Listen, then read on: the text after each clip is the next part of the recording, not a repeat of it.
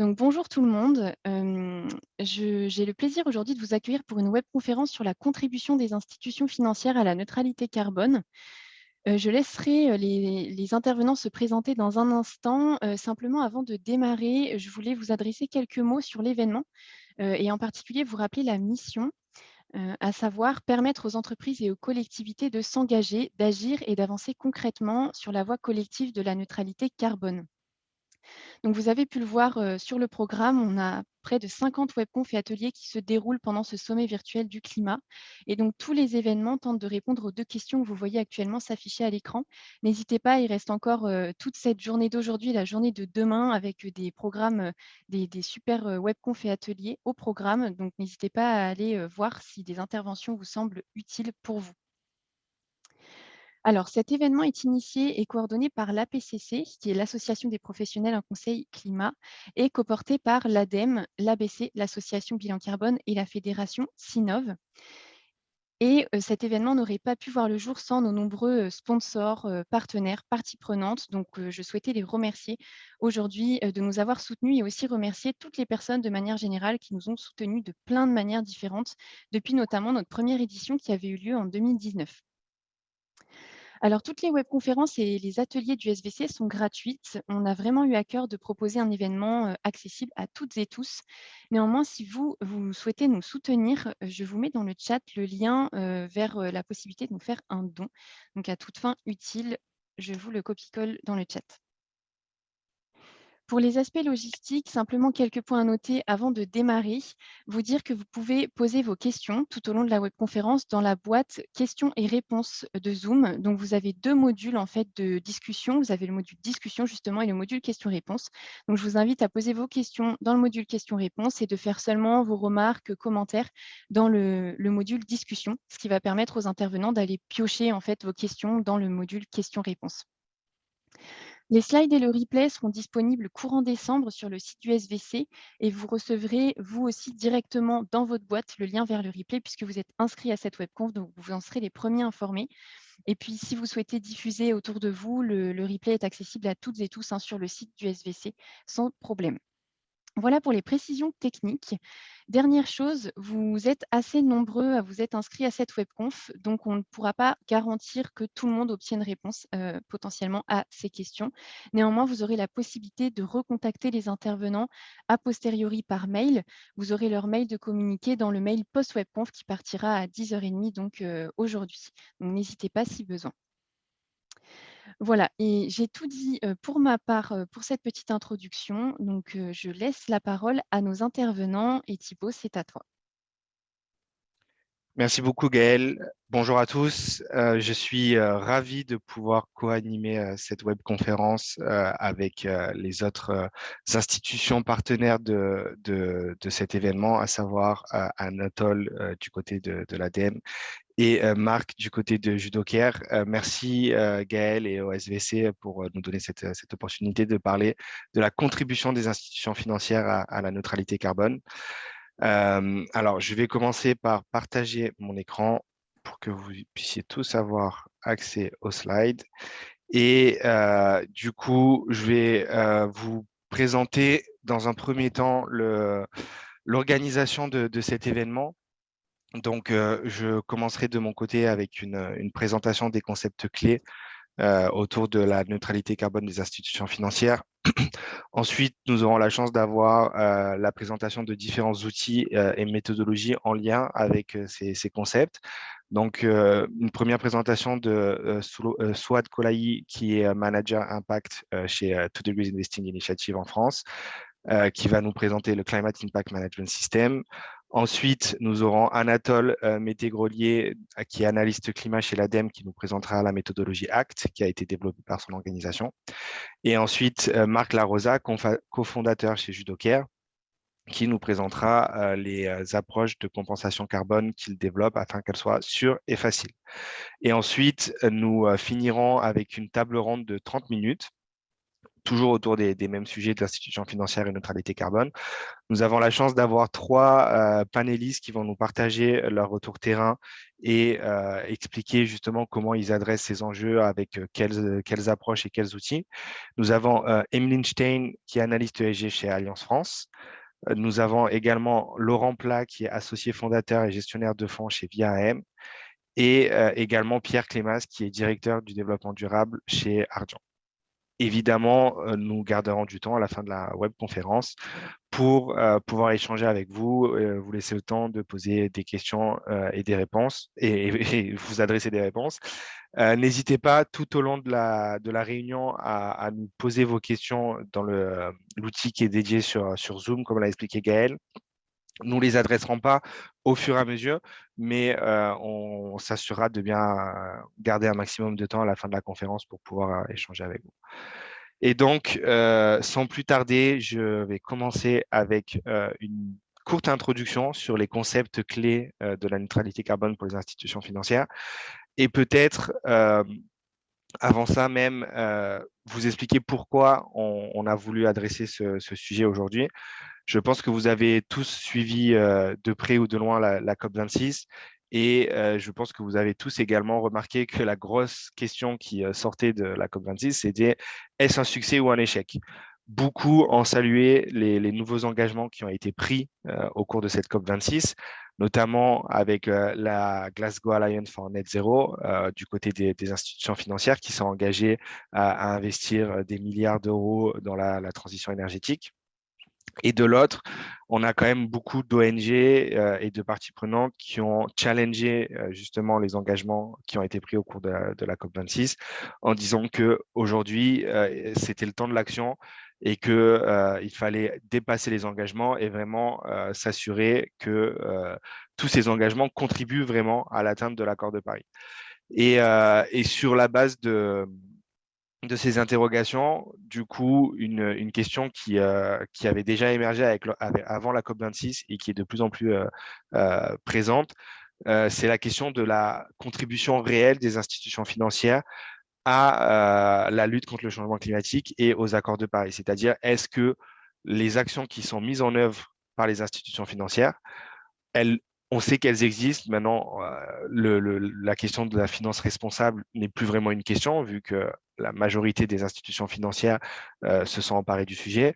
Mais la question maintenant s'est déplacée et elle vise à comprendre si justement toutes ces initiatives qui sont mises en œuvre, si elles permettent vraiment d'adresser le sujet et si elles permettent vraiment de lutter contre le changement climatique.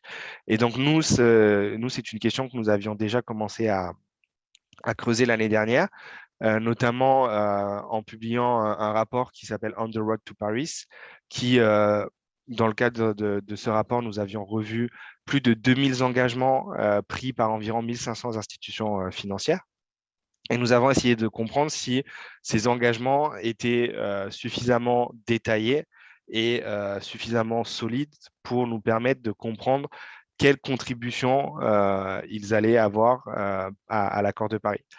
Et les trois principaux points qui sont ressortis de cette analyse, c'est que d'une part, de façon globale, nous avions une information très souvent insuffisante, d'une part sur les classes d'actifs qui étaient couvertes. Donc souvent, on a des engagements de neutralité carbone, mais on ne sait pas si c'est sur l'ensemble du portefeuille, si c'est uniquement sur la partie investissement ou si c'est, par exemple, pour une banque aussi sur la partie financement. Le deuxième point, au-delà du périmètre, c'était un manque d'informations sur les actions qui allaient être mises en œuvre suite à ces engagements. Encore une fois, ça fait écho à ce que je disais sur la COP26. Prendre des engagements, c'est important, mais ce qui est encore plus important, c'est de s'assurer que ces engagements seront mis en œuvre sous forme d'actions concrètes. Et le troisième point, c'était aussi un enjeu d'information sur le suivi ex post de ces actions et de leur impact dans l'économie réelle. Si on veut vraiment que les engagements qui sont pris puissent contribuer aux accords de Paris, il faut vraiment qu'ils aient un impact dans l'économie réelle, c'est-à-dire qu'ils contribuent à des réductions d'émissions de gaz à effet de serre dans l'économie réelle. Et ce suivi de l'impact dans l'économie réelle, à date, c'est encore une pratique qui reste assez limitée. Et donc, la grosse conclusion de notre rapport, c'était de dire que à ce stade, sur la base de la recherche scientifique qui existe et des pratiques du marché, il est impossible de vraiment évaluer la contribution des institutions financières à l'accord de Paris. On sait qu'il y a des engagements, on sait qu'il y a des actions, mais est-ce que ces actions contribuent vraiment et dans quelle mesure elles contribuent à la lutte contre le changement climatique et à l'accord de Paris? On garde un gros point d'interrogation sur ce sujet-là. Maintenant, quelques bonnes nouvelles. La première, c'est que grâce à ce rapport et aux travaux qui ont suivi, on a été en mesure d'identifier et de mettre en avant les principaux composants d'un engagement pour qu'il puisse vraiment avoir cet impact dans l'économie réelle. Et donc, le premier, c'est que l'objectif de neutralité doit être détaillé. Donc, comme je l'expliquais tout à l'heure, on a des enjeux de quel est le périmètre couvert, quelles seront les échéances et surtout un objectif qui soit basé sur la science. Quand on parle de neutralité carbone, on a toujours la question de mais qu'est-ce que la neutralité carbone pour une institution financière?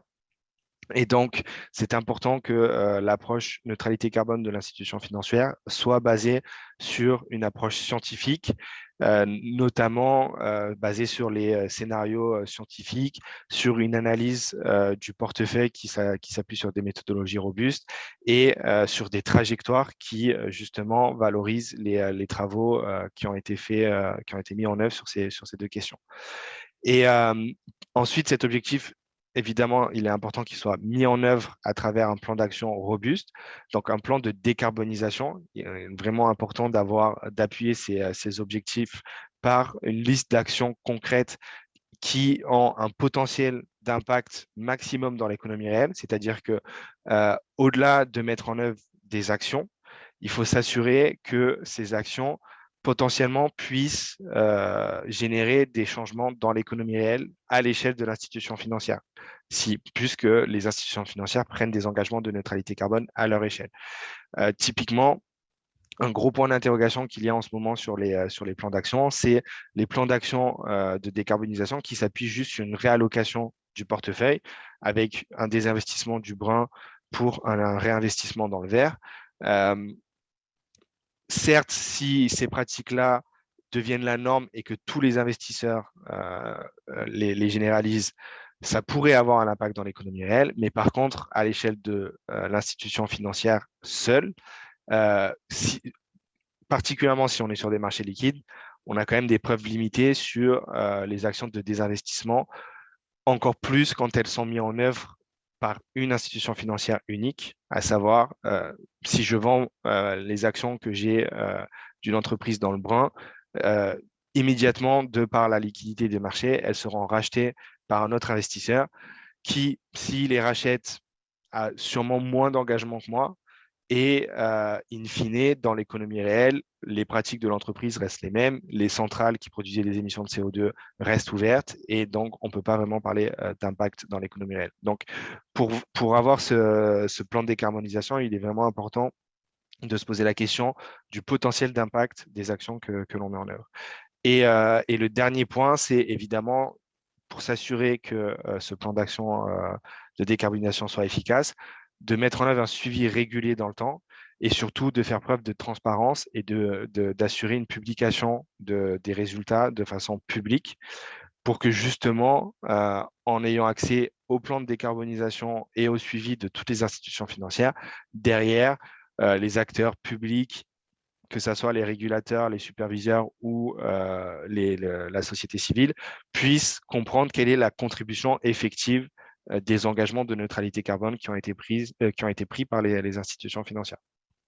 Et je finirai, avant de laisser la parole aux autres animateurs de la conférence, par une deuxième bonne nouvelle, qui est que, en plus de savoir quels sont les composants clés, on a déjà à disposition un ensemble d'outils qui permettent justement de s'assurer de la mise en œuvre de ces composants. Et on va avoir la chance d'avoir la présentation de certains de ces outils aujourd'hui. Typiquement, sur l'aspect prendre des engagements basés sur la science et sur des analyses d'alignement, on a la méthodologie PACTA, qui est une méthodologie d'alignement de portefeuille développée par To Degrees Investing Initiative. Donc, on ne fera pas de présentation aujourd'hui, mais pour information, cette méthodologie PACTA, elle est utilisée par plus de 2000 institutions financières dans le monde aujourd'hui, ce qui garantit quand même un fort niveau de robustesse.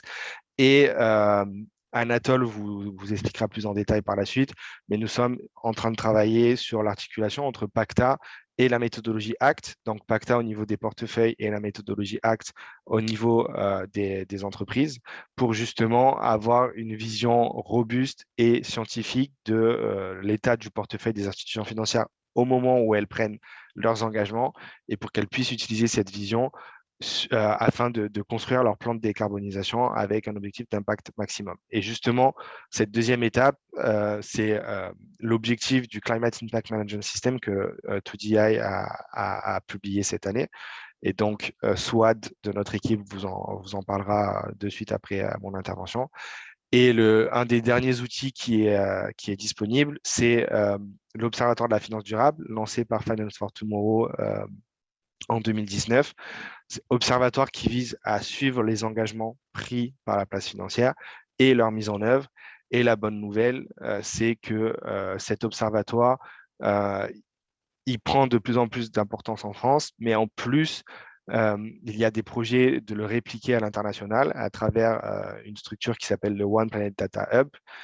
Et donc, cet observatoire qui est déjà existant en France pourrait être répliqué dans différents pays et potentiellement aboutir à une consolidation du suivi de tous les engagements pris par toutes les institutions financières au niveau international. Et à ce moment-là, quand on aura des engagements basés sur la science, des plans de décarbonisation avec des potentiels d'impact maximum et un suivi régulier avec une publication publique des résultats et de l'impact dans l'économie réelle, on pourra vraiment comprendre si la contribution des institutions financières à l'accord de Paris est effective ou non. Mais du coup, sans plus tarder, euh, passons de suite à la présentation de ces outils et commençant par le Climate Impact Management System, je passe la parole à Swad. Merci Thibault. Bonjour tout le monde. Ce que je vais présenter en fait va faire complètement écho à l'introduction de Thibault. Il s'agirait en fait de présenter un cadre méthodologique qui permettrait d'aider les institutions financières et de les assister à développer une stratégie climatique en interne et comme donner des lignes directives en fait qui soient adéquates pour que les institutions financières maximisent leur impact dans l'économie réelle. Et pour ça en fait il y a certains concepts qui sont assez importants à comprendre, surtout dans ce contexte de contribution à la neutralité carbone. Donc, évidemment, nul besoin de mentionner le fait que, en fait, depuis quelques années, on constate une sorte de prolifération d'initiatives qui sont dirigées par des institutions financières et le but de ces initiatives, c'est de fixer des objectifs climatiques ou d'établir des stratégies climatiques comme par exemple des initiatives comme la Net Zero Asset Owner Alliance, entre autres. Il y a pas mal d'institutions financières qui aujourd'hui s'engagent pour la neutralité carbone de leur portefeuille d'investissement. Maintenant, la question, en fait, le fait est que ces engagements-là qui sont entrepris sont en règle générale associés à des objectifs d'alignement de portefeuille. Alors, un alignement de portefeuille, un objectif d'alignement de portefeuille, c'est assez pertinent du point de vue de la gestion du risque financier, un risque lié au changement climatique.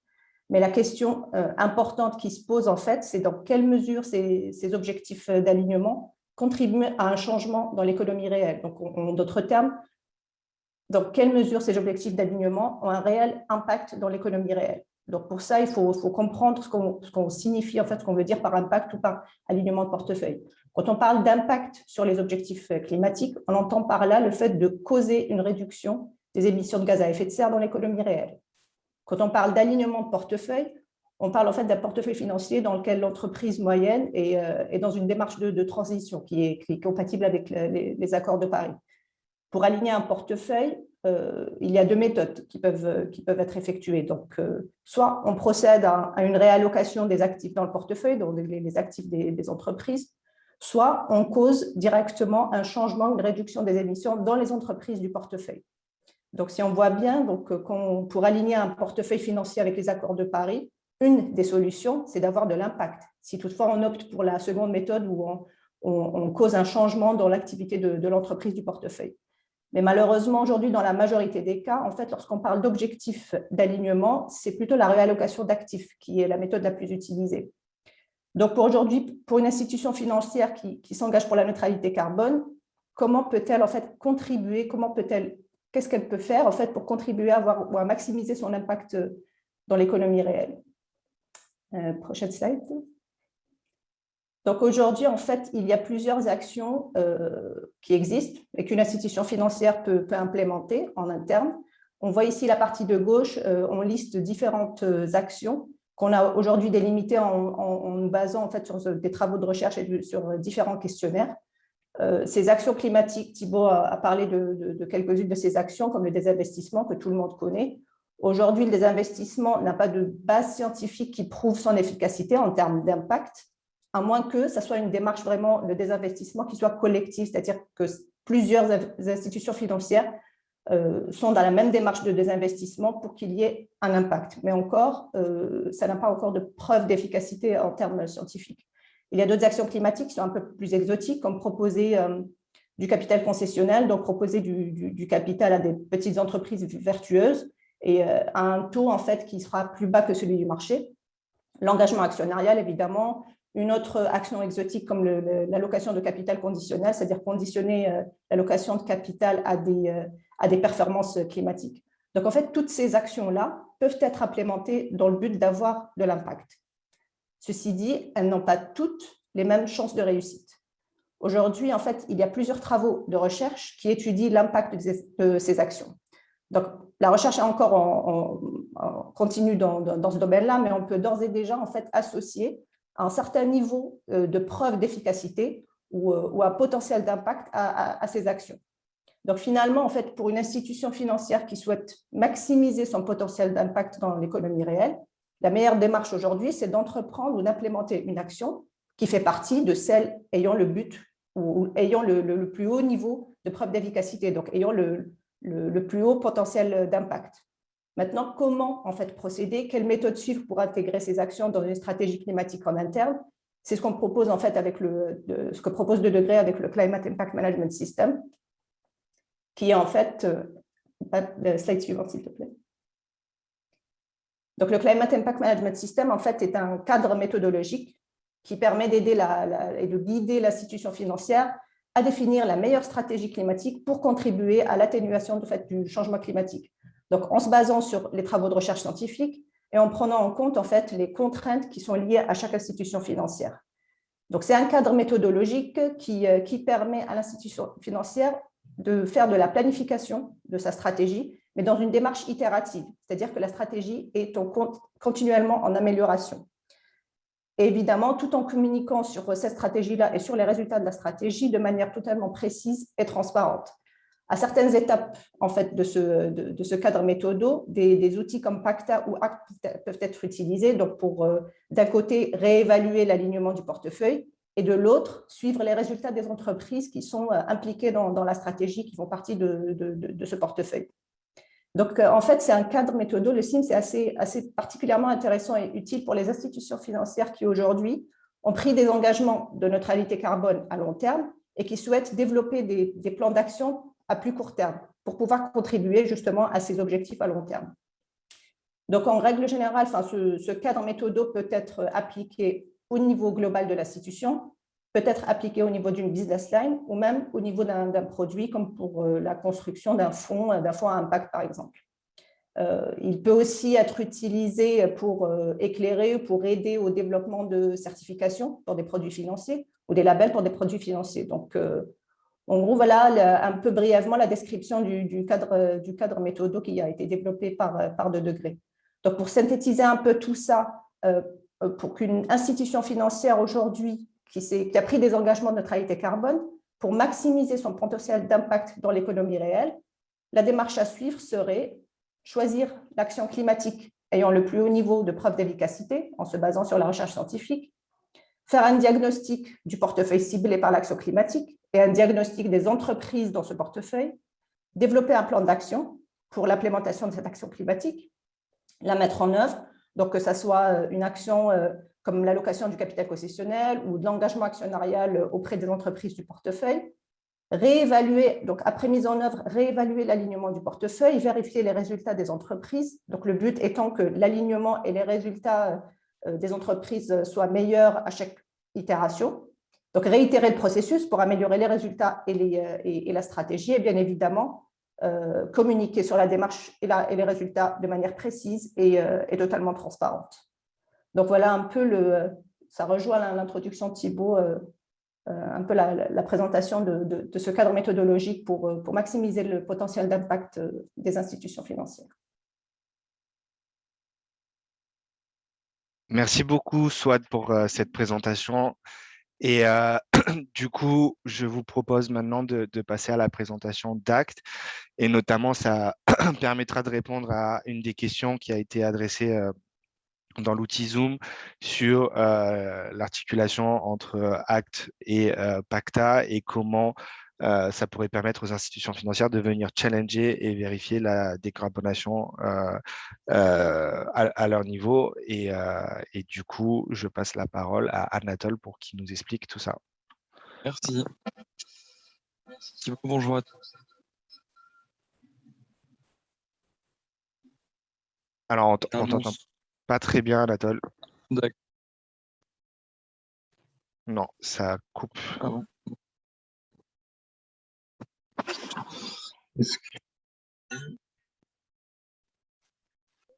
Non. Non. Alors, je sais pas, est-ce que c'est que de mon côté Non, c'est pareil du mien aussi. Ok, alors c'est peut-être l'ADEME, je sais pas. On entend C'est le cool. début de tes phrases, Anatole, mais pas la suite. Est-ce que ton micro sélectionné est bien ton casque, du coup, depuis les paramètres de son de Zoom? Ouais.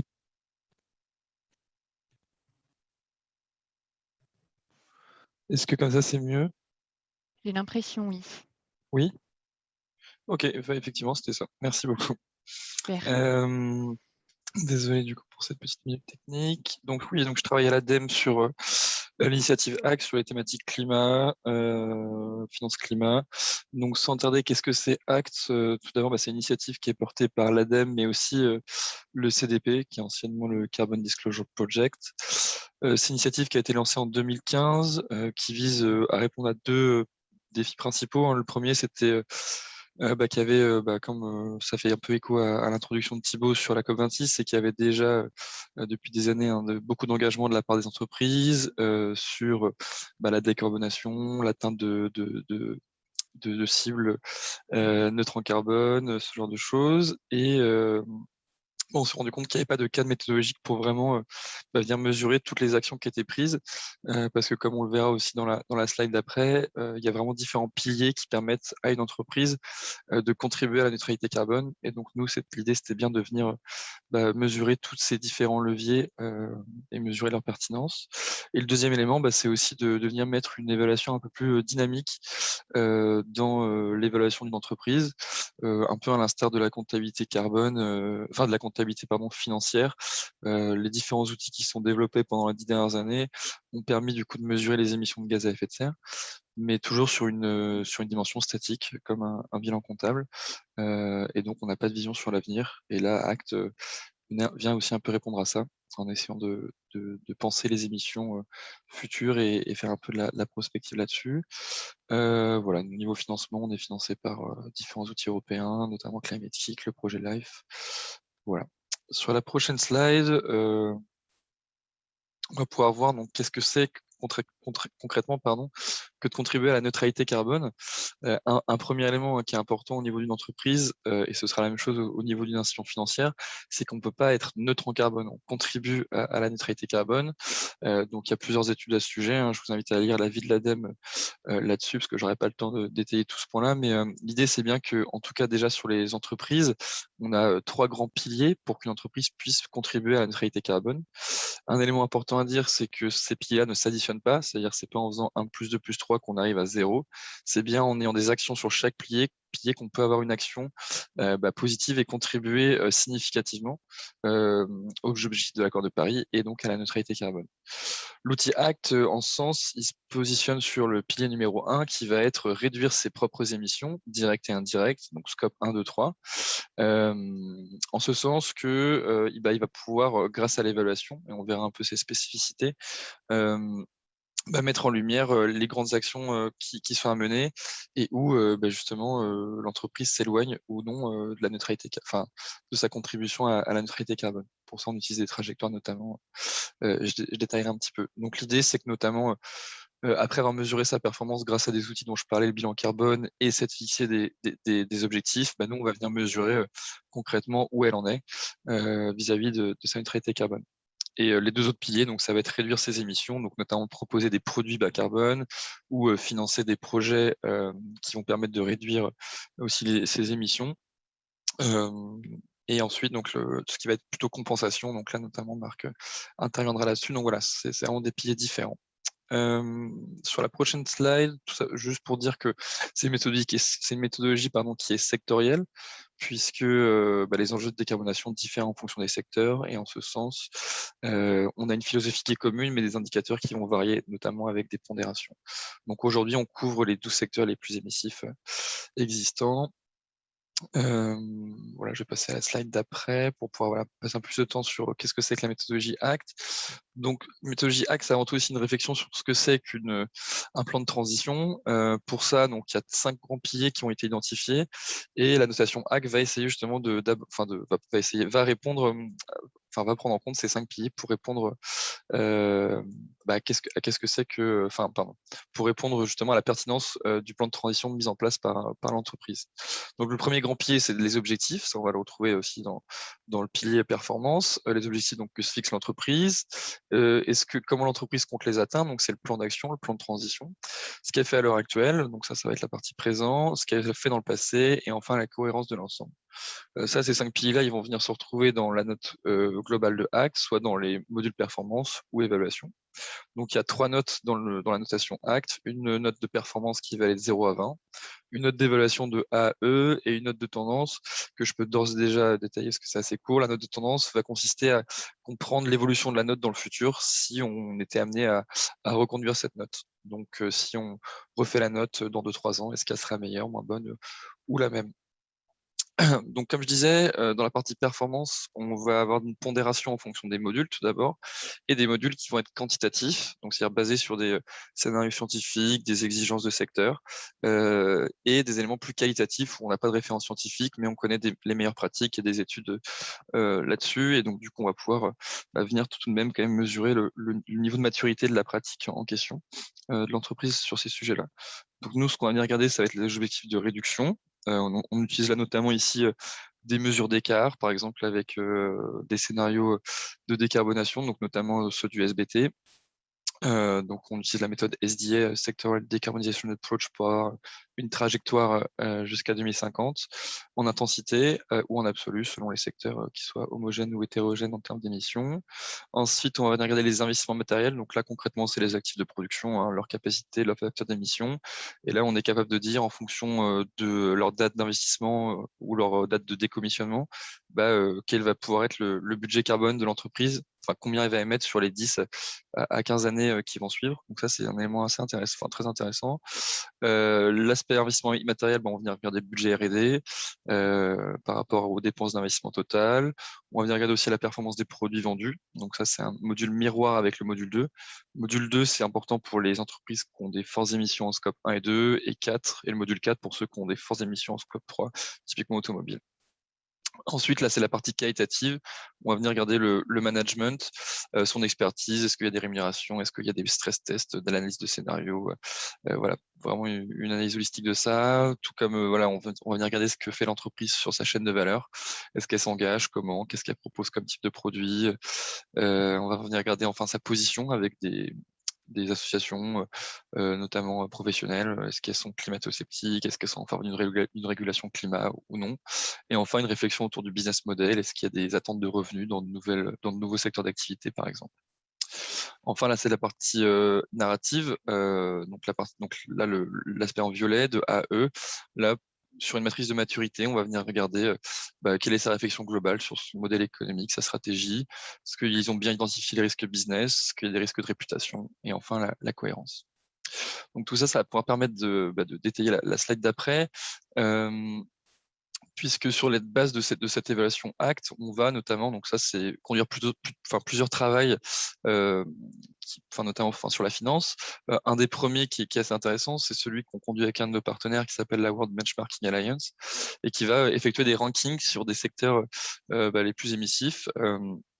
Pour pouvoir comprendre où se situe le secteur et notamment aussi comparer les pairs du secteur entre eux. Donc là, on a 25 entreprises à date sur le secteur automobile, 50 sur le secteur electric utilities, 100 sur le secteur oil and gas, et le prochain qui va sortir, ça va être sur le transport. Donc c'est vraiment intéressant, d'autant que on sait qu'en finance, c'est des éléments qui sont quand même assez utilisés, les analyses par comparaison, notamment en valorisation. Donc ça, c'est des choses qui sont très concrètes et voilà.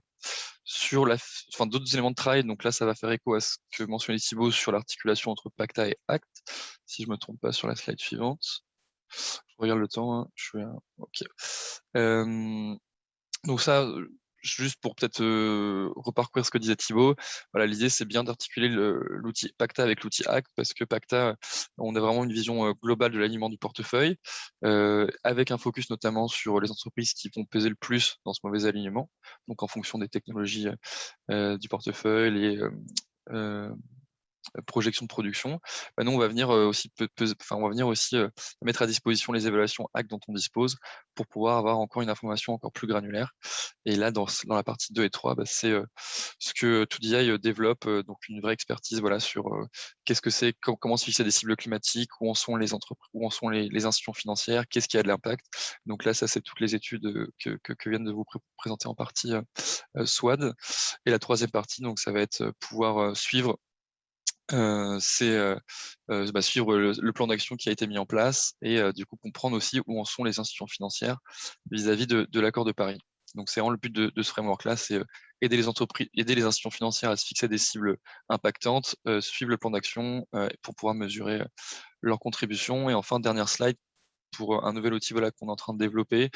Ça va être ACT pour la finance, donc c'est vraiment la même philosophie que ACT pour entreprise, mais l'idée c'est de noter une institution financière dans son aspect global, donc de lui donner une note pour comprendre de la même manière qu'une entreprise quels sont les différents leviers qu'elle met en place, quels sont les plus pertinents, les moins pertinents, parce qu'on voit qu'il y a différentes actions qui sont mises en place et qu'elles n'ont pas toutes, comme montré aussi tout elles n'ont pas toutes le même impact. Et donc l'idée c'est de venir pouvoir évaluer ça et idéalement de pouvoir faire pourquoi pas un benchmark sur ce secteur-là pour comprendre concrètement où en est le secteur financier. Voilà, j'espère que j'ai pas été trop long. Si vous avez des questions, du coup, pour après, avec plaisir. Merci beaucoup, Anatole. Du coup, on a des questions vraiment spécifiques à Axe. Donc, je me dis que peut-être on peut les adresser de suite. Donc, la première qui a été posée par un spectateur anonyme. Je ne sais pas si tu les vois dans le… Si, alors je l'ai en même temps. SBT n'accédera plus les cibles 2 degrés, oui, tout à fait. Il ne validera plus que des justices 1.5 à partir de 2022. Il est dit que ACT est basé sur W 2 degrés, une mise à jour. Alors non, on est sur du well below. Oui, tout à fait. Alors donc c'est après 1.75. Une mise à jour est-elle aussi prévue côté ACT? Oui, en fonction. Oui, tout à fait. En lien justement effectivement avec cette obligation à partir de 2022 d'avoir des cibles SBT 1.5. On va effectivement pouvoir servir aussi de ça pour mettre à jour les méthodologies ACT. C'est une bonne question, hein. C'est-à-dire que nos méthodologies sont mises à jour en fonction aussi des évolutions du secteur et de la littérature existante, notamment sur la taxonomie, où c'est quelque chose qu'on est en train d'intégrer, et je pense que ça fait lien avec une question que je suis en train de lire de Thomas. Non, c'était pour toi, Thibaut, ça, je sais pas. Oui, Pardon. plutôt la deuxième sur le module 9. Quelle différence existait entre le module 9 et le critère 4, qui portent tous les deux sur le business model, mais dans deux piliers de la notation ACT. Le critère 4, c'est vraiment ce qu'on vend à l'heure actuelle, hein, c'est-à-dire performance de mes produits, donc la voiture. On va dire, si je fais un exemple simple, on va venir mesurer, par exemple, sur les internal combustion engine, on connaît leur taux d'émission, leur facteur d'intensité, on regarde les ventes, et on est capable de dire, en fonction de leur durée de vie, de combien d'émissions l'entreprise va être responsable. Et le business model, ça va plutôt être, à l'heure actuelle, quelles sont les réflexions sur la flotte la flotte future sur l'électrique, on vient aussi mesurer ça dans le module 4, mais c'est un peu d'avoir une logique prospective, c'est-à-dire combien vous imaginez, quels sont les revenus attendus, dans quelle région, ce genre de choses. Donc c'est plutôt, business model, c'est plutôt prospectif, stratégique. Ouais. Critère numéro 1, modèle économique et stratégie vs module 9, business model, pardon. Ah, d'accord, ok. Du coup, modèle économique et stratégique, là, c'est plutôt à l'aune en fait du module de performance et de tout ce qu'on a pu voir, est-ce que le modèle économique et stratégique nous semble crédible? Parce qu'au final, là, c'est un peu l'avis du consultant où il vient mettre un peu sa touche dessus pour venir mesurer si il considère vraiment qu'il y a une vraie réflexion et que c'est pas que des chiffres aussi qui sont mis à disposition comme ça. Là, c'est un peu la touche du consultant sur est-ce que voilà, il y a des vrais éléments concrets sur ça. C'est pour ça qu'on appelle ça la partie narrative. Là, c'est plutôt on évalue un peu la cohérence de ça. Super, merci Anatole. Et dans le chat, on nous demande quand est-ce que l'outil Act for Finance sera disponible. Alors c'est une bonne question. On va lancer le développement méthodologique en mars. Donc c'est pour ça aussi l'idée c'est un peu voilà, si vous avez un intérêt là-dedans, je vous invite vraiment à nous contacter parce que voilà, comme aussi les méthodologies sont internationales, l'idée c'est d'avoir un public français, mais aussi voilà, européen et donc étranger. Donc on est vraiment preneur de l'expertise de tout le monde.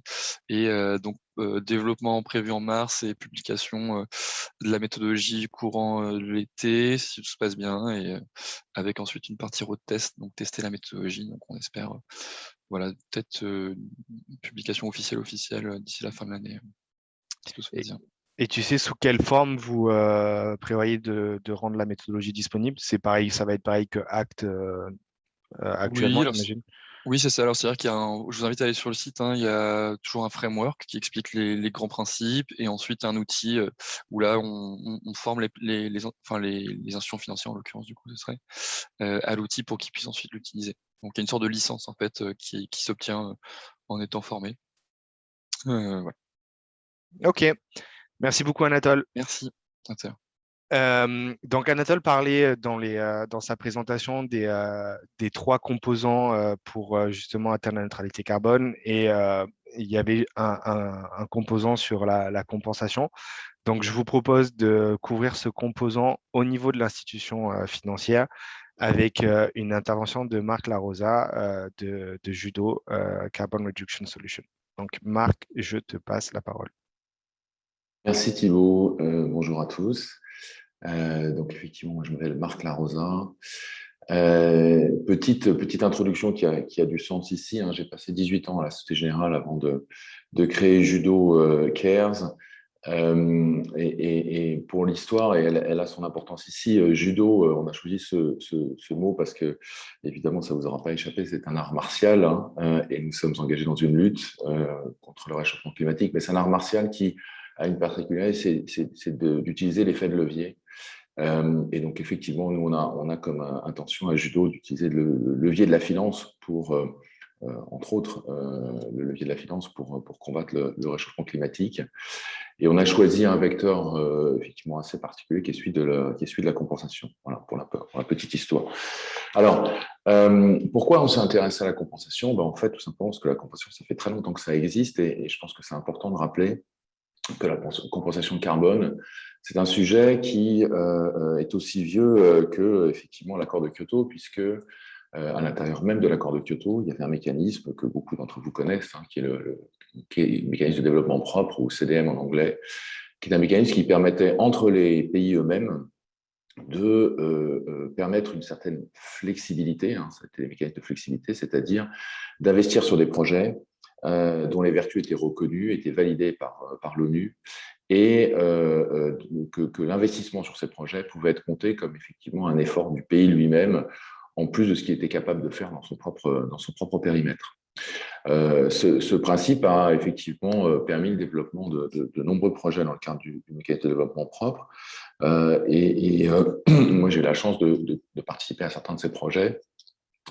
Et il a été ensuite copié dans un marché, enfin copié au bon sens du terme, répliqué dans le marché volontaire du carbone, avec l'émergence, on va en parler un peu plus tard, d'un certain nombre de standards qui effectivement reprennent le même principe, c'est-à-dire une validation de projets qui ont des vertus, qui sont reconnues, qui sont validées, qui sont certifiées, et que l'investissement ou le financement de ces projets, à travers la finance carbone, à travers l'achat de crédit carbone, permet effectivement, de voir ces projets émerger, et deux, peut être compté comme effectivement une contribution positive des institutions qui financent ces projets, positive dans la lutte qui s'est engagée désormais.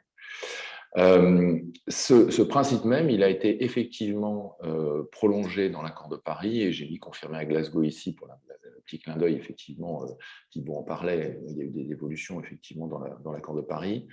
Il y a un outil qui porte un acronyme assez barbare, hein, les ITMOs, ITMOs, Internationally Transferable Mitigation Outcome, qui en fait reprend petit à petit des principes équivalents. Je dis petit à petit parce que Glasgow, il a effectivement mis un peu plus dans les rails d'une conformité avec ce qui existait à l'époque du protocole de Kyoto. Et donc, entre États, il y a effectivement l'émergence, la confirmation de l'émergence d'un système de transfert. Et on va voir comment l'article 6.4 va effectivement être traduit, mais a priori, ce système de transfert devrait être aussi solide entre les entreprises qui voudraient effectivement suivre ce type d'action. Donc, fondamentalement, voilà, c'est un principe qui permet donc d'investir sur des projets qui ont des vertus, qui sont reconnues, qui sont validées. Je vous ai mis en bas, effectivement, le principe de validation d'un projet qui était effectivement assez long. Ce qu'on préconise chez Judo, il y a différents types de crédits. Ce qu'on préconise sur Judo, c'est d'utiliser des produits, des crédits qui ont déjà prouvé leur efficacité, ce qu'on appelle des crédits ex post, c'est-à-dire que l'action a déjà été effectuée, mesurée, vérifiée par un tiers avant l'émission du crédit. Donc, vous avez effectivement l'achat d'une opération qui est complètement solide et complètement validée. Les principes derrière qui sont extrêmement importants sur ces marchés-là, je les ai repris ici, additionnalité, propriété, permanence en particulier, sont des principes qui permettent de s'assurer de la réalité de la contribution au changement climatique des projets sur des sujets qui ont plus de 15 ans d'existence. Moi, j'ai commencé à m'intéresser à ces mécanismes en 2005. Et ils existaient déjà, effectivement, puisque, encore une fois, c'est le protocole de Kyoto initialement qui a créé tous ces systèmes. Donc voilà, on a un cadre méthodologique très solide qui fait l'objet d'un consensus international et sur lequel on peut effectivement appuyer nos recherches. Donc, ce qu'on va voir sur la slide suivante, c'est qu'on peut effectivement appliquer ce principe de compensation au-delà de l'économie réelle en direct, à la finance. Le principe, il existe en fait. Il y a un certain nombre de sociétés qui l'ont déjà mis en œuvre. Nous, on a assisté effectivement, on va le voir un peu plus tard, certaines entreprises à l'utiliser, mais ça a été utilisé par des grandes institutions financières également. C'est le cas de BNP, c'est le cas d'Amundi par exemple, ou de Sycomore. L'idée est avant tout, le principe de la compensation, c'est que ça doit arriver à un moment où on a déjà pris conscience de l'impact de son activité sur l'environnement. On a déjà initié un certain nombre de modifications de son comportement pour réduire son empreinte. Et ce qu'on n'arrive pas effectivement à réduire, la compensation est là pour effectivement aller au-delà finalement de ce qu'on est capable de faire. Donc c'est bien dans cet ordre-là effectivement qu'il faut réfléchir au sujet. Et c'est extrêmement important que des pionniers s'engagent dans la compensation. Parce qu'en réalité, quand on regarde, il y a effectivement des entreprises qui vont suivre les cibles définies par l'industrie, mais elles ne seront pas, il ne faut pas rêver, 100%. On aura toujours effectivement des retardataires, on aura toujours des pays qui vont s'engager de manière un peu plus tardive, on le voit bien aujourd'hui dans ces engagements. À terme, si on n'a pas des entreprises qui vont au-delà de ce qu'elles sont capables de faire aujourd'hui en accord avec la science sur leur périmètre, on n'arrivera jamais à être dans la pente qui est nécessaire. Et deuxièmement, de toute façon, on a besoin, et c'est écrit dans tous les scénarios, on a besoin de développer les puits de carbone. Dans le développement des puits de carbone, un des moyens d'y arriver, c'est probablement pas le seul, mais un des moyens d'y arriver, c'est de mobiliser des financements internationaux, et le mécanisme de la compensation carbone est un des moyens, effectivement, pour financer la reconstitution de puits de carbone à une hauteur qui permet effectivement le net zéro. Le net zéro au niveau planétaire, c'est un sujet sur lequel, je pense que tout le monde en a conscience, on n'a pas zéro émission, on a un talon d'émission le plus réduit possible, mais on a aussi des puits de carbone en face qui seront redéveloppés pour permettre effectivement net d'arrêter d'empiler du CO2 dans l'atmosphère. Donc ça s'applique effectivement très bien aux institutions financières. Il suffit effectivement d'avoir un calcul de son empreinte carbone, deux, de laisser effectivement à l'épargnant le choix de choisir l'institution financière donc sur des critères à partir du moment où on affiche clairement ce qu'on fait, etc. Voilà, de sélection qui seront les plus clairs possibles, de choisir ses supports.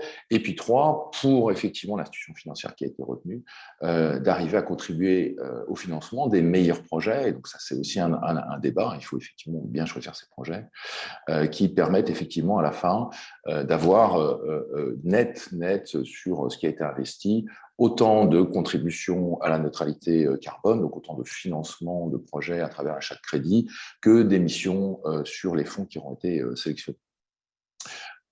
Bon, petit aparté pour ceux qui sont dans les institutions financières aujourd'hui, hein, il y a tout un cadre méthodologique qui existe, qui a été écrit par l'AMF en 2019 et complété depuis, qui permet effectivement d'identifier les coûts et d'identifier la manière dont la compensation fonctionne, ce qui permet en particulier de pouvoir rajouter, par exemple, des tranches neutres en carbone, donc compensées en carbone, sur des fonds existants, tout en continuant à bénéficier de tout le track record, de toutes les éligibilités des fonds existants. Et donc, c'est effectivement un cadre finalement relativement aisé pour les institutions financières qui voudraient s'engager là-dedans. Donc, ce qu'on va voir effectivement sur la slide suivante, s'il te plaît, Thibaut, pardon, c'est que derrière l'autre côté de la compensation carbone, ce sont des projets. Et ce sont des projets qui ont des vertus qui bien souvent vont au-delà du simple, entre guillemets, ce qui est déjà effectivement extraordinaire, c'est lors de notre débat aujourd'hui, mais de la simple lutte contre le réchauffement climatique. Les sujets qu'on a derrière, j'en ai pris que quelques-uns, sont des sujets qui vont à la fois contribuer, comme vous voyez par exemple avec les fours de cuisson, si vous changez les méthodes de cuisson dans des populations qui sont aujourd'hui avec des modes de cuisson extrêmement rustiques, et on parle de 3 pierres avec une marmite posée dessus, vous remplacez par ce qu'on voit à la photo à droite, c'est vraiment quelque chose de très très rustique, c'est-à-dire c'est un simple isolation thermique finalement dans un petit foyer pour pouvoir poser dessus de quoi chauffer, mais en gardant une efficacité un petit peu meilleure. On divise par 4 les consommations de bois et donc du coup évidemment par 4 les émissions, c'est complètement homothétique. L'avantage de ces projets, c'est qu'ils contribuent aussi à d'autres co-bénéfices, à d'autres ODD, pardon, à travers des co-bénéfices. Et donc, par exemple, ce système très, très rustique de four de cuisson, entre guillemets, amélioré, permet d'améliorer sensiblement la santé des populations, puisque les feux historiques sont en fait émetteurs de fumée qui sont très nocives et qui contribuent à une des premières causes de mortalité dans ces populations-là. Je ne vais pas tous les passer en revue, je suis à votre disposition bien entendu pour en parler plus, mais voilà, l'idée c'est de dire, n'oublions pas, et c'est quand même le but premier de ces projets, que là on a un impact réel. On a un impact réel, on a un impact qui est mesuré, comme je vous l'ai montré effectivement étape par étape, et on a un impact qui va même au-delà finalement de la finance carbone. Donc si je dois conclure peut-être pour la slide suivante, Thibaut, s'il te plaît, c'est que oui, il y a des critiques et il ne faut pas se le cacher, elles sont là, et elles sont réelles et beaucoup sont fondées en réalité sur l'utilisation effectivement de la compensation. Il y a aussi des solutions pour faire de la compensation quelque chose d'efficace, quelque chose de sain et quelque chose qui effectivement contribue positivement pour les institutions financières à la lutte contre le réchauffement climatique. La première critique qui est faite, c'est en fait ces projets, ils ne servent à rien, etc. Et il y a des projets qui n'ont pas eu l'efficacité qu'ils annonçaient. Et donc, effectivement, il faut sélectionner très soigneusement les labels que vous utilisez. Donc, il y en a certains qui sont les plus reconnus, tels que Gold Standard, qui est une émanation de l'ONG WWF, Verra. Enfin, bref, vous avez des cadres de projets qui sont extrêmement solides déjà, mais à l'intérieur même de ces cadres, vous pouvez aussi, et c'est ce que nous faisons, vous pouvez aussi aller au-delà, mettre des critères d'exigence plus importants qui vous permettent d'être sûr qu'il y a réellement eu une réduction, une séquestration, qu'elle est permanente dans le temps, qu'il n'y a pas de double comptage, etc. Que ce sont autant de sujets qui sont extrêmement importants et sur lesquels il y a des solutions aujourd'hui pour s'assurer que ce que vous faites, effectivement, fonctionne bien. La deuxième chose, c'est qu'il faut évidemment ne pas considérer que voilà, je compense et je peux continuer comme avant, à faire comme avant, bien entendu. Enfin, je pense que ça s'impose à tout le monde, mais donc il faut effectivement définir une stratégie. Enfin, il faut dire ce qu'on fait, faire ce qu'on dit et le maintenir dans le temps. La compensation, c'est pas l'histoire d'un jour. La compensation, c'est une histoire continue. À partir du moment où les entreprises sont engagées, où les investisseurs sont engagés à maintenir des tranches ou des fonds zéro carbone, neutre en carbone. Bon, il faut trouver un terme approprié. Il y a un débat là-dessus, mais peu importe, c'est pas ça. Ce qu'il faut, c'est que la réalité de la réduction soit là et qu'elle se continue dans le temps, c'est-à-dire qu'on continue à mesurer, qu'on continue effectivement à financer ces projets. Le dernier point, il est assez important. C'est que ce marché de la compensation fait preuve de peu de transparence. Il y a beaucoup d'efforts qui sont faits en ce moment, beaucoup de places de marché qui sont lancées sur ce sujet-là, etc. Je pense qu'on n'y est pas encore du tout. Et donc, je pense qu'il faut effectivement se faire accompagner parce qu'aujourd'hui, c'est une jungle, peut-être, je devrais dire comme ça. Et donc, il faut effectivement faire attention à avoir la bonne stratégie d'accès au marché. Donc voilà, en résumé, ça peut très bien fonctionner, ça fonctionne très bien pour beaucoup, mais il y a des travers à éviter, il faut être extrêmement vigilant avec l'utilisation de cet outil. Voilà, merci. Merci beaucoup, Marc. Alors, on a un peu de retard, mais on a quand même des questions qui te sont adressées spécifiquement. Donc, si tu peux essayer de prendre vraiment maximum 4 minutes pour y répondre. Ok, désolé, j'étais un peu long. Vas-y. Non, il n'y a pas de problème.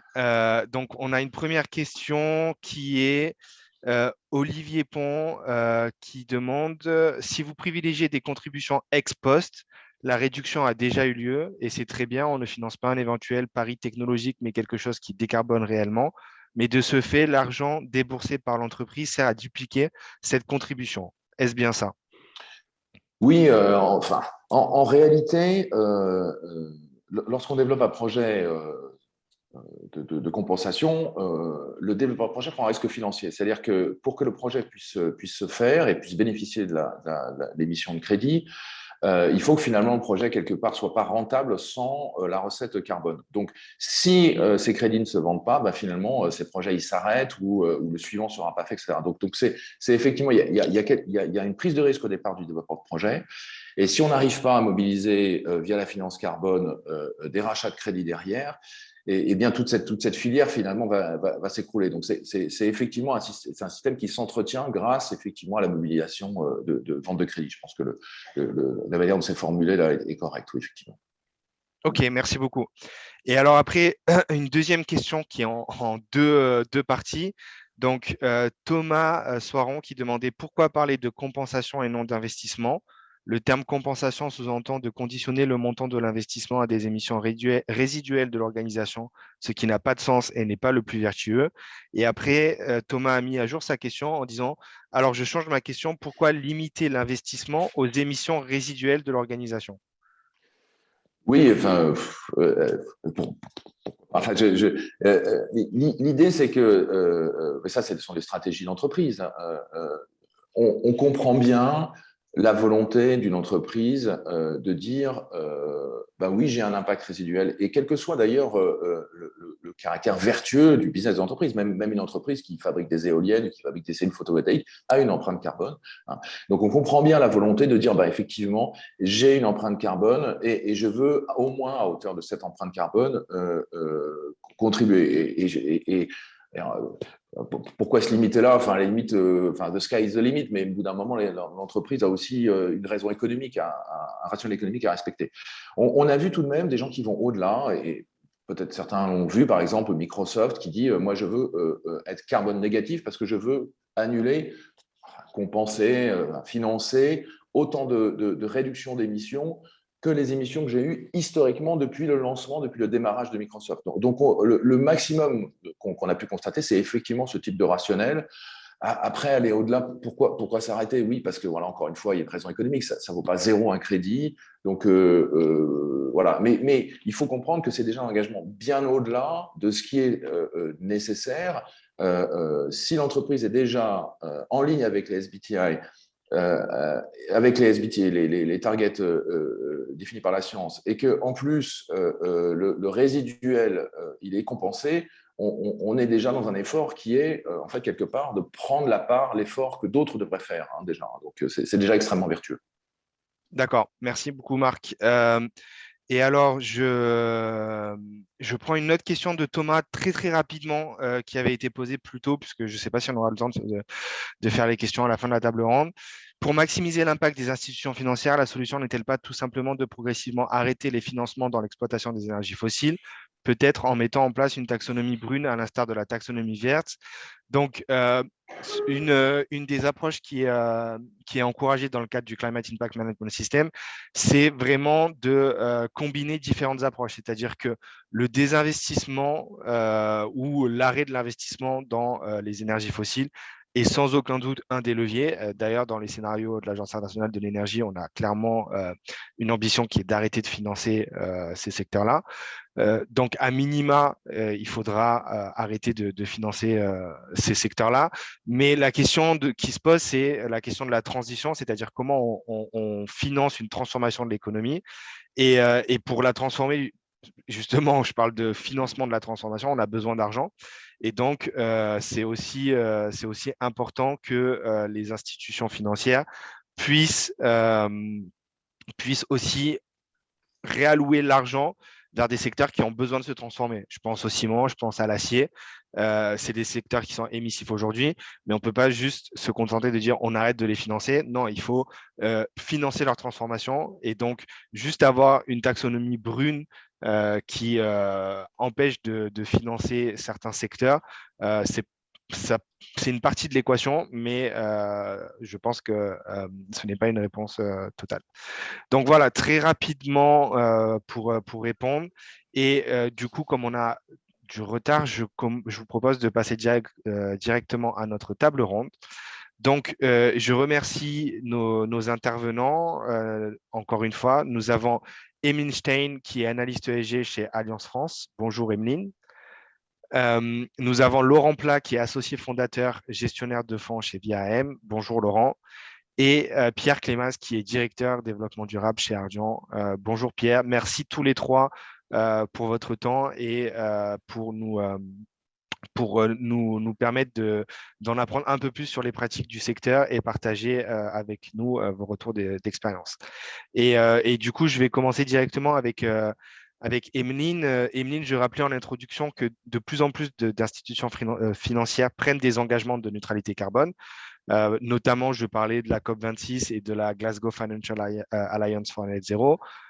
Donc, je sais que au niveau d'Alliance, vous faites partie de ce type d'alliance.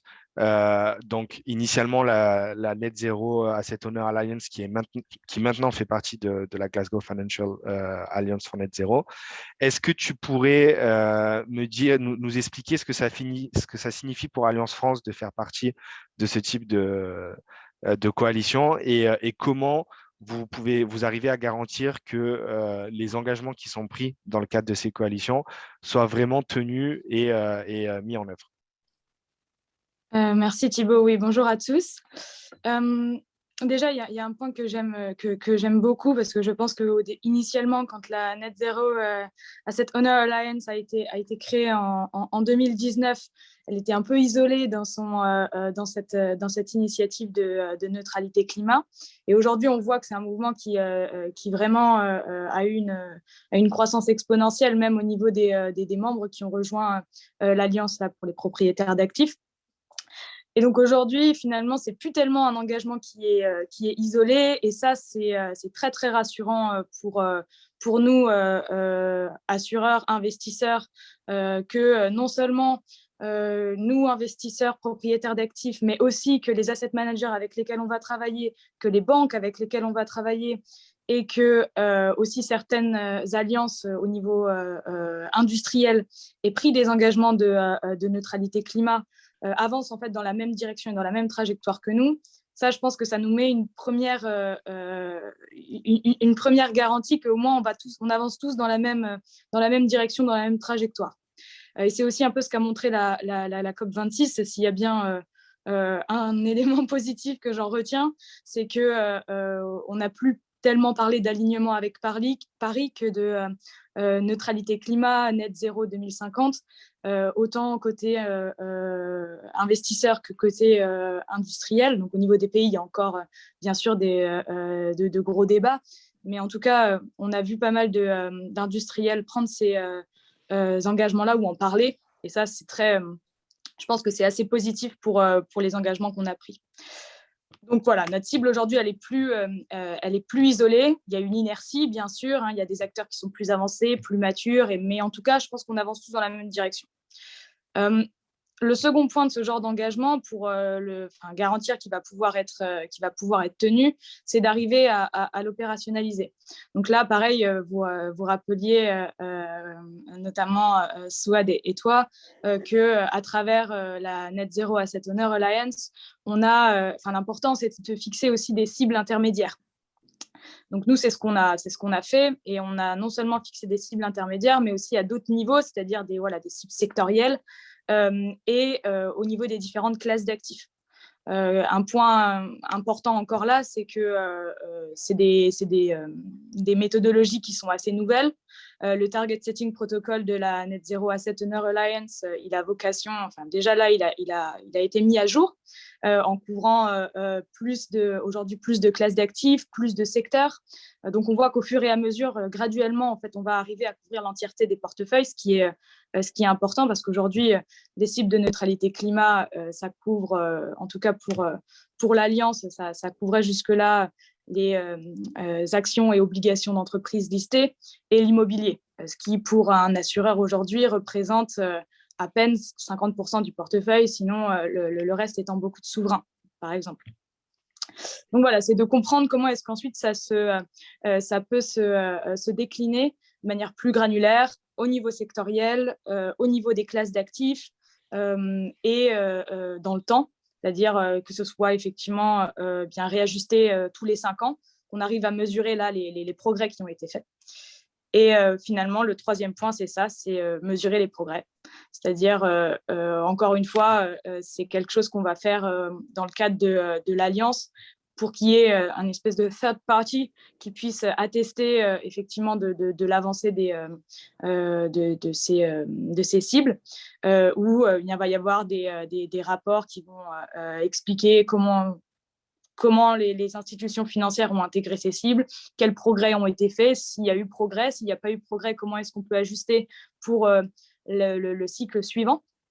Et donc voilà, comment est-ce qu'aujourd'hui on va s'attaquer à ces problèmes-là. Super, merci beaucoup, Emeline.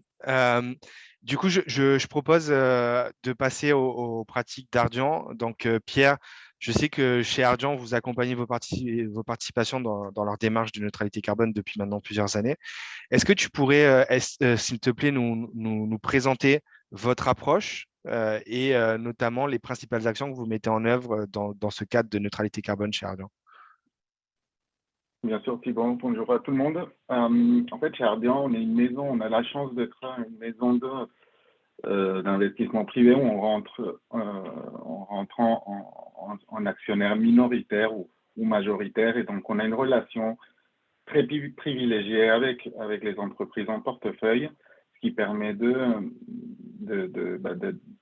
à travers ce dialogue de définir une matérialité.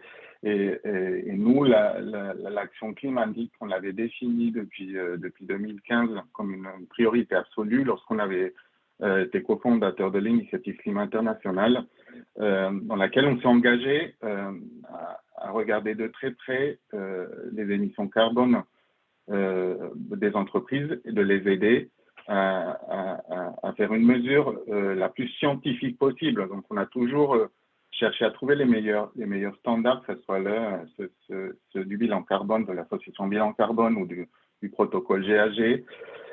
Et à travers cette connaissance, on a pu commencer à définir des plans d'action, des trajectoires et d'accompagner année après année des réductions sur tous les scopes.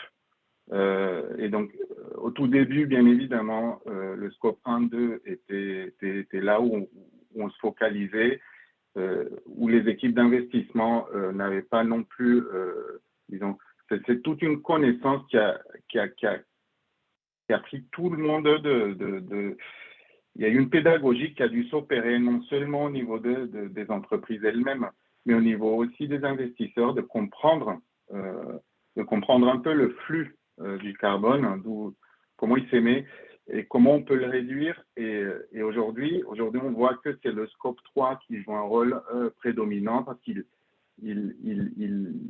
va toucher à la chaîne de valeur, il va obliger les entreprises à comprendre quel est bien évidemment son impact vis-à-vis de l'environnement, mais aussi comment l'environnement va commencer à affecter en fait. C'est cette notion de double matérialité dans laquelle aujourd'hui on se trouve et on a aussi cette chance d'être sur plusieurs secteurs, de pouvoir connecter des acteurs d'industrie, de secteurs différents pour opérer cette connexion de réduction de scope 3. Et c'est ce qu'on voit aujourd'hui dans notre portefeuille. Par exemple, en infrastructure, bien évidemment, on a accéléré nos investissements renouvelables, je veux dire par 4, par 5 depuis 4 ans. On vient de lancer avec Paiki un fonds hydrogène pour permettre aussi de la décarbonisation au niveau de transport de l'énergie.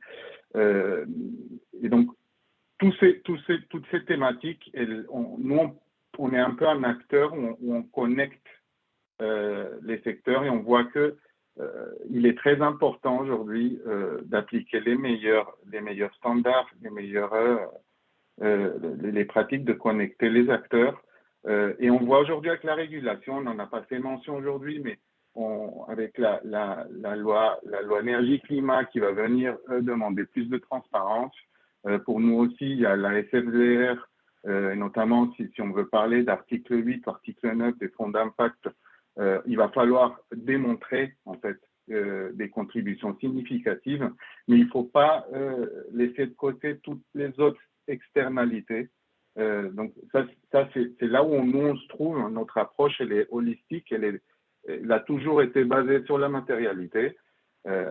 Et donc c'est un peu vers où on veut aller, et c'est connecter et créer des synergies entre secteurs, parce que la décarbonisation est vraiment l'alignement en fait de toute l'économie et de ce qu'on peut parler de neutralité au niveau planétaire. Elle ne peut pas se faire en tant qu'entité. Et là, je vous rejoins de ce on a dit, et la théorie de l'ADEME, on ne peut pas parler de neutralité au niveau d'une entreprise.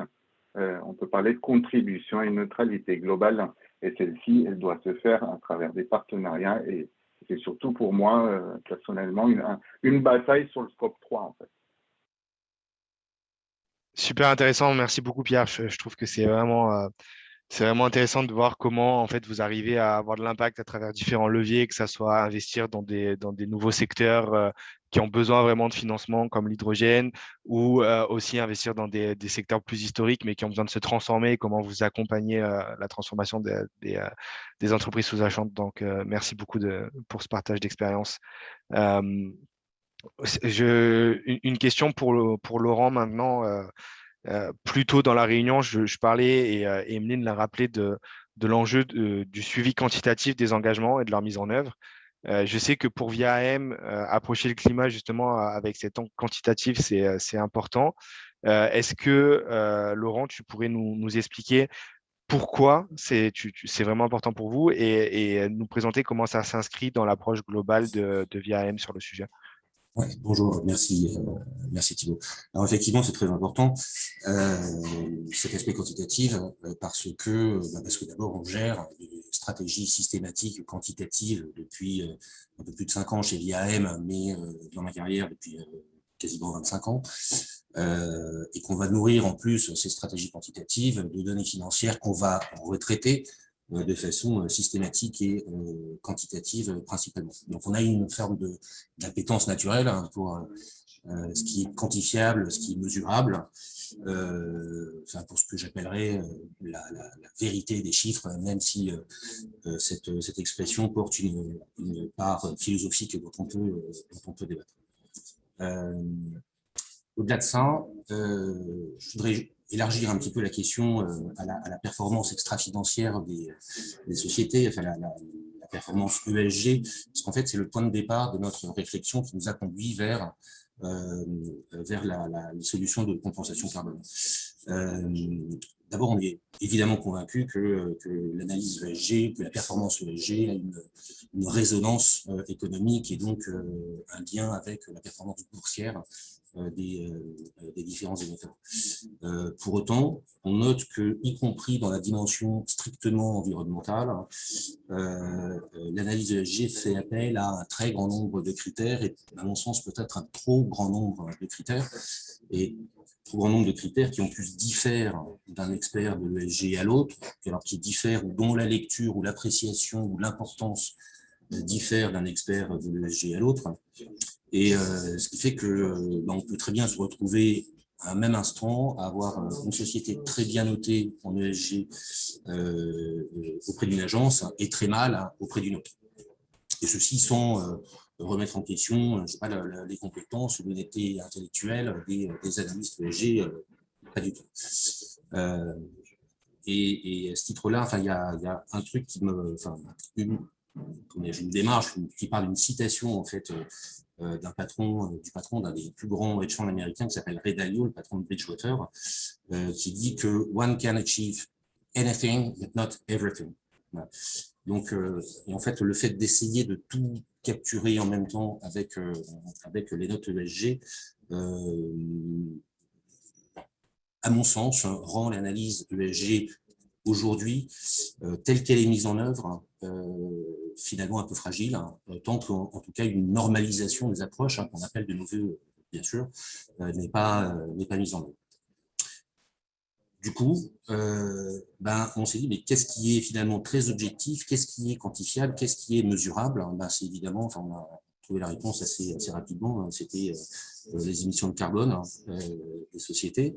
Et là se posent deux questions, en fait, deux solutions. La première, c'est, on regarde les sociétés en portefeuille que nous détenons et on regarde leurs émissions de carbone et puis les plus gros émetteurs, en fait, on va les investir, ce qui ne me paraît pas en fait une très bonne solution, puisque parmi ces émetteurs, il y en a certains qui sont des industries clés et qui sont essentielles du point de vue de l'économie et donc du point de vue de la performance boursière. Bien garder à l'esprit que moi, mon mandat de gérant, mon mandat fiduciaire, c'est quand même de maximiser l'épargne à long terme de mes investisseurs. Donc, il y avait cette deuxième solution qui était de dire, OK, on continue à investir dans les sociétés qui correspondent à la méthode de sélection que nous mettons en place. Et derrière, on va compenser les émissions de ces sociétés-là. Merci beaucoup, Laurent. Alors, du coup, je vous propose qu'on passe au deuxième round de questions sur notre table ronde. Il nous reste à peu près 10 minutes, donc si on peut essayer de faire des réponses de 2-3 minutes chacun, ce serait parfait pour la table ronde. Et du coup, une question pour Pierre. Laurent a parlé de cet enjeu de méthodologie. Qu'est-ce qu'on capture? Quelle est la robustesse des méthodologies? Et toi, Pierre, tu parlais de la réglementation, article 29 Leg, SFDR, avec ces enjeux de transparence. Et du coup, cet enjeu vraiment de pouvoir maintenant répondre à des contraintes réglementaires avec des méthodologies robustes. Comment vous faites chez Ardian pour justement adresser ce challenge? On est en train de s'équiper, on se fait accompagner par les meilleurs experts qu'on peut trouver et on voit que la profession en fait disons des consultants ou des experts ESG est tendue en ce moment justement parce que le régulateur finalement a mis la main sur ces sujets. Donc nous, comme je vous l'ai dit au début, on s'est équipé depuis 2015 à vouloir toujours employer les meilleurs standards. On a toujours mobilisé toutes les ressources possibles pour venir accompagner la transformation des entreprises dans notre portefeuille. Il faut savoir qu'on est des investisseurs de long terme. Donc, une entreprise, quand elle est dans le portefeuille, elle est là pour 7, 10, 12 ans, 15 ans pour certaines en infrastructure. Donc, cette transformation, on la mesure année après année. On fait des mesures de l'empreinte carbone, scope 1, 2, 3, toutes les années. On fait des analyses des risques. Mais on voit qu'aujourd'hui, le régulateur, à travers la LEC, l'article 29 ou la CFDR, va demander la même chose pratiquement à tous les acteurs financiers. Ce que moi, je trouve c'est une très bonne nouvelle, parce que ça va venir donner une transparence.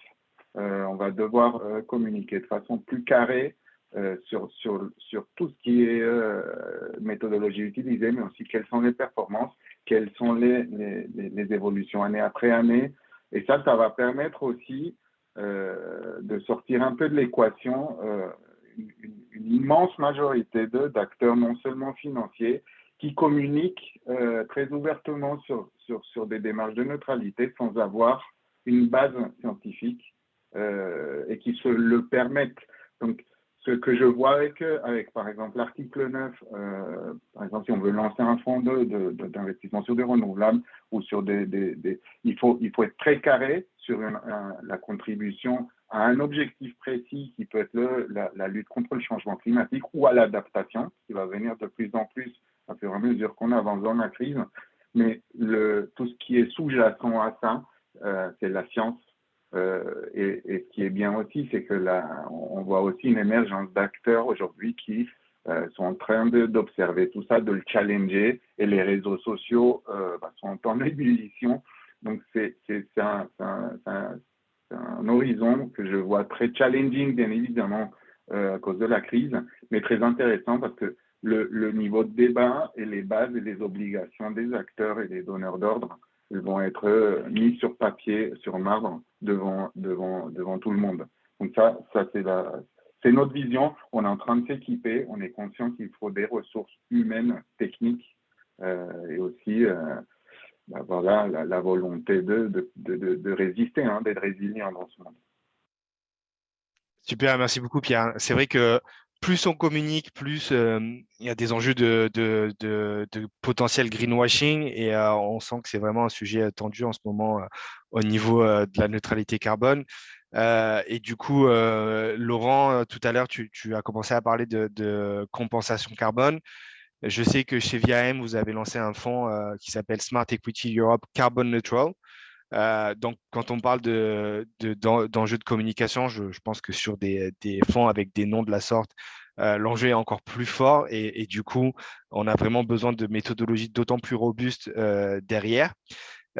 Du coup, comment vous, chez VIAM, vous faites pour garantir la robustesse des méthodologies que vous utilisez dans le cadre de ce fonds-là?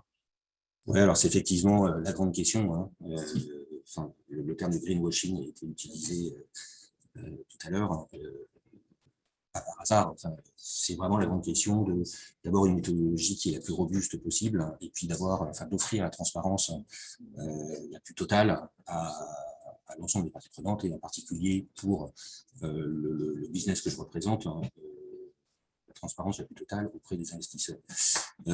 Comment est-ce qu'on s'y prend? Alors d'abord, on va mesurer les émissions carbone des différentes sociétés qu'on a en portefeuille, au prorata de l'exposition économique du portefeuille à ces différentes sociétés.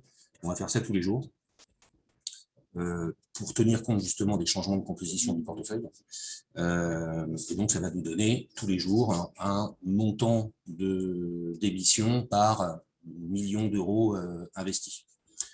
On va en faire la somme au bout de 6 mois, et on va comparer cette émission totale, ou plutôt de cette émission totale rapportée par million d'euros investis, fois les encours du fonds. Ça va nous donner en fait le montant d'émissions à compenser.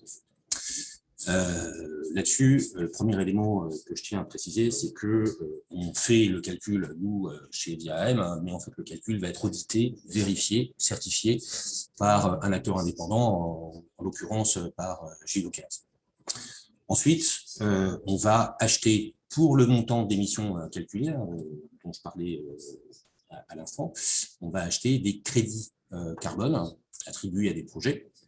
Et puis, on va annuler ces crédits. Alors, évidemment, on va les annuler parce que c'est aussi une façon de garantir, de s'assurer que la compensation est bien réelle, d'éviter que ces mêmes crédits soient utilisés une deuxième fois par d'autres. Là, je vais reprendre une partie de ce que disait Marc tout à l'heure. C'est-à-dire qu'effectivement, on investit dans des projets dont le rendement climatique est avéré aujourd'hui. Je vois qu'il y a une question qui a été émise là, il y a quelques temps, qui disait, oui, mais la compensation, c'est des projets de reboisement, des trucs de machin, c'est très bien, mais ça va contribuer à séquestrer du CO2, mais à horizon 10, 20, 30 ans. Et, donc, non.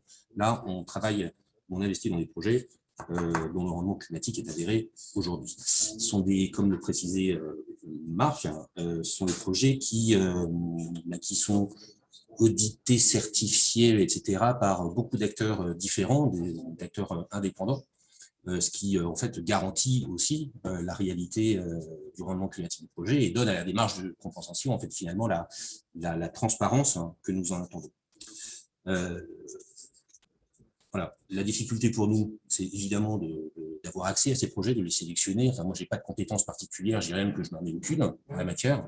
Donc, c'est aussi pour ça qu'on a noué ce partenariat avec Judocers, qui nous présente donc, tous les 6 mois en fait, un projet pour une sélection de projets au sein de laquelle on va choisir le projet qui nous tient particulièrement à cœur ou qui va proposer des co-bénéfices en termes d'objectifs de développement durable des Nations Unies qui nous touchent particulièrement. Voilà. Et on va répéter, via l'intermédiaire de Judo, on va donc tous les 6 mois acheter ces crédits à hauteur des émissions des sociétés dans mon portefeuille, annuler les crédits et donc pouvoir démontrer une réalité de la compensation. J'ajoute que ces investissements sont tout à fait transparents, on communique dessus, les documents sont librement disponibles par tout le monde. Je conclurai très rapidement en disant que, alors évidemment, ça a un coût. On achète ces crédits, donc il faut bien payer. En fait, le coût se situe en gros entre 10 et 15 bips, 10 et 15 points de base, de l'encours, va être partagé entre l'investisseur qui souscrit dans le fonds pour une petite partie et pour la grosse partie directement par VIAM, société de gestion, en direct. Donc nous, on va supporter directement la majeure partie du coût de cette compensation. Le dernier élément que je voudrais signaler, c'est que c'est assez, on s'y attendait parce que c'est un thème extrêmement important et dont on parle beaucoup dans la presse, dans les journaux, entre nous, etc. Mais ce fonds a reçu un grand succès, en fait, grand intérêt chez les investisseurs. Je pense que c'est aussi lié au fait que les fonds climat ou les fonds impact sont, alors pas tout le temps, mais généralement des fonds qui sont plutôt thématiques. En fait, l'option de la compensation, ça permet à la fois de conserver une méthode de gestion qui vise, comme je le disais, à maximiser l'épargne, donc une gestion de conviction, une gestion diversifiée, concilier ça, et en même temps contribuer à objectivement, modestement, certes, mais objectivement, à lutter contre le réchauffement climatique. Merci beaucoup, Laurent. Et alors, du coup, je vous propose de finir cette table ronde avec Emeline. Donc, on l'a bien compris, cette question de neutralité carbone, elle est pas simple à approcher. Et plusieurs des intervenants ont rappelé la nuance entre neutralité carbone et contribution à la neutralité carbone. D'après toi, Emeline, comment cette notion de contribution, elle est capturée dans les alliances du type Glasgow Financial Alliance for Net Zero et quelles sont les premières grandes dynamiques que tu constates, toi, autour de ces sujets-là depuis le lancement de ces coalitions? Aujourd'hui, la contribution effectivement aux objectifs de neutralité carbone, de neutralité climat, c'est effectivement quelque chose qui est très, très difficile pour des investisseurs, notamment sur le listé, hein, à capturer. Donc, on va pas, je vais être honnête, je ne vais pas vous dire que c'est quelque chose qu'on arrive à complètement maîtriser aujourd'hui. Par contre, effectivement, on est en train de s'équiper. On est en train de comprendre comment ça fonctionne. Et la première chose à faire, et c'est ce qui est là où je reprends les éléments de Pierre et Laurent, effectivement, la réglementation va dans notre sens et la transparence est clé. C'est-à-dire qu'aujourd'hui, on essaye de construire de la transparence sur, par exemple, bien justement, le mix énergétique des entreprises, le mix énergétique sectoriel qu'on va nous financer. Et on va aller plus loin, c'est-à-dire qu'on va s'intéresser à, justement, est-ce que ces entreprises-là ont des cibles? Donc, ça reprend un peu la logique aussi de la méthodologie ACT initialement. On va voir aussi quels sont les investissements qu'elles vont faire dans la R&D. Ça, c'est quelque chose qui nous donne des indications sur à quel point les entreprises sont dans une démarche de changement, d'adaptation de leur business model. Et finalement, une autre chose qu'on va faire, mais ça, c'est plus un point de vue investisseur, et vraiment pour maîtriser le risque carbone dans ce cas-là, c'est comprendre quelle est l'exposition des marges de ces entreprises-là à des stress tests sur le prix du carbone, par exemple. Ça, c'est quelque chose, alors bien sûr, c'est assez...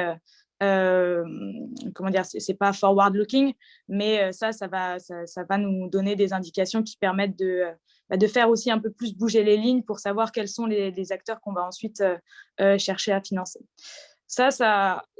Le fait de construire de la transparence, ça nous permet de faire trois choses.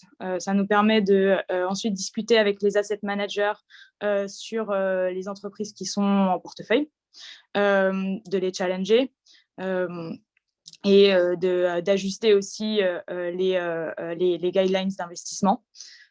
Ça nous permet d'identifier les entreprises, comme je le disais, qui sont plus matures, les stratégies qui sont mises en place au niveau sectoriel. Tous les secteurs ne sont pas égaux dans la transition énergétique. Il y a des secteurs qui ont déjà des alternatives bas carbone qui sont développées, d'autres non, dans lesquels il va falloir encore investir massivement dans la R&D et d'autres qui seront nécessaires. Par exemple, donc dans le secteur des énergies fossiles, il y a effectivement une transition au niveau du mix énergétique, mais dans le secteur de la production d'acier ou de ciment, on aura toujours besoin de ciment en 2050. Donc la question, elle est plus sur comment est-ce qu'on fabrique du ciment bas carbone. Et ensuite, ça va nous permettre d'engager. Et là, une nouvelle fois, ça va passer par des initiatives internationales, des coalitions d'investisseurs qui vont nous permettre d'avoir plus de poids dans les discussions avec les entreprises et avec les associations sectorielles pour faire évoluer les business models. Peut-être deux autres points sur ça très rapidement. Ce qu'on observe au niveau des institutions financières, c'est que si les entreprises n'évoluent pas, elles vont très rapidement sortir des benchmarks. Si elles sortent des benchmarks, on ne va plus les financer. Aujourd'hui, la plupart des investissements ou des cœurs de portefeuille, c'est que ça reste du passif, c'est quand même adossé sur des benchmarks. Donc, il va y avoir un enjeu pour ces entreprises-là de rester dans les quelques indices qui aujourd'hui drivent les marchés financiers. Et ensuite, notre dernier levier, c'est effectivement le désinvestissement. Et là, c'est les politiques d'exclusion. Donc, comment est-ce qu'aujourd'hui, on s'assure qu'en tant qu'investisseur qui a un objectif de neutralité climat, qui est dans la Net Zero Asset Owner Alliance, on a une politique d'exclusion sur le charbon, sur les énergies fossiles, qui est en ligne avec qui est basée sur effectivement les attentes et les attentes scientifiques qui dirigent ces objectifs de neutralité climat. Donc ça signifie déjà que les politiques d'exclusion doivent exclure les entreprises qui planifient de nouvelles activités au moins charbon. Et ensuite, ça signifie qu'il faut qu'il y ait plusieurs mailles dans le filet, c'est-à-dire qu'à la fois, il y ait une cible relative sur le pourcentage des revenus tirés des activités fossiles, une maille qui soit absolue, c'est-à-dire sur la production absolue des entreprises pour éviter que ce soit dilué dans un mix énergétique. C'est-à-dire que l'objectif, c'est de remplacer les énergies fossiles, pas d'additionner une nouvelle fois une énergie sur celles qui sont aujourd'hui disponibles. Donc ça signifie qu'on ne doit pas faire plus de verre sur le brin, mais qu'on doit remplacer le brin. Et pour ça, c'est important qu'on ait des cibles en absolu, en fait, sur les productions maximum qu'on va financer de la part des entreprises. Et aussi que le scope soit de plus en plus étendu, c'est-à-dire qu'on couvre non seulement les producteurs, mais aussi les services providers. Et ensuite, finalement, donc le charbon, on en parle depuis plusieurs années. Maintenant, on commence à regarder aussi, bien sûr, ce qui se passe sur le non conventionnel. Et ça, c'est la bataille. Pour les Français, certainement une bataille qui est engagée depuis 1 ou 2 ans déjà. Au niveau international, le non conventionnel, c'est encore dans les discussions aujourd'hui. Donc voilà, ça c'est sur les cibles de décarbonation et plutôt sur les stratégies d'exclusion. Et chez Allianz, il y a quelque chose qui est intéressant, c'est que ça nous permet, en fait, par rapport aux cibles de décarbonation qui aujourd'hui vont couvrir une partie du portefeuille, donc sur les actifs listés, ces stratégies d'exclusion couvrent en fait l'entièreté des classes d'actifs. Et aussi, elles se déclinent sur toutes nos lignes business, c'est-à-dire non seulement les investissements, mais aussi l'assurance. Donc, c'est-à-dire que des entreprises qui sont flaguées ou qui sont exclues côté investissement vont avoir beaucoup plus de mal à accéder derrière aux services d'assurance. Et ça, c'est aussi quelque chose qui est clé dans la transformation des secteurs, je pense. Super, merci beaucoup Emeline. Alors, on déborde un peu, donc je vais faire très très court et après rendre la parole à Gaël. Je tenais à vous remercier tous encore, panélistes, pour vos interventions et tous participants pour votre écoute et vos interventions dans le chat et dans l'outil de questions-réponses. Je suis désolé, on n'aura pas le temps de traiter toutes les questions et les réponses. Par contre, je tenais quand même à revenir sur un point qui me gêne un peu parce que je perçois qu'il y a quand même un détournement des propos qui ont été tenus pendant la conférence où on nous dit que la neutralité carbone se résume à désinvestir, compenser et communiquer et bien communiquer. Alors, je suis un peu inquiet si c'est les conclusions que vous tirez de cette conférence, parce que ce n'est pas du tout les propos qu'on a tenus. Bien au contraire, le message, c'est vraiment que du coup, la neutralité carbone, ce n'est pas juste faire des actions au niveau de l'institution financière et de son portefeuille. C'est vraiment réfléchir sur l'impact dans l'économie réelle et la transformation des entreprises sous-jacentes. Alors, évidemment, ça veut dire sans aucun doute passer par le désinvestissement de certaines entreprises qui ne sont pas assez avancées. Ça veut dire avoir des méthodologies robustes pour justement derrière communiquer de façon transparente sur ce qu'on fait et éviter le greenwashing. Ça peut vouloir dire aussi faire de la compensation au dernier moment pour justement boucler la boucle, mais ça veut aussi dire beaucoup d'autres choses. Ça veut dire engager avec les entreprises pour leur transformation, pour les accompagner dans la transition bas carbone. Et du coup, c'est quand même le point clé, notamment des présentations qu'on a fait en introduction, de dire ne restant plus sur une vision neutralité carbone du portefeuille et juste réallocation des investissements purs et simples, mais allant plus loin, essayant de comprendre les pratiques des entreprises, essayant de voir comment les financements peuvent changer ces pratiques-là et vraiment transformer l'économie en profondeur et aller au-delà des engagements et vraiment vers l'impact dans l'économie réelle.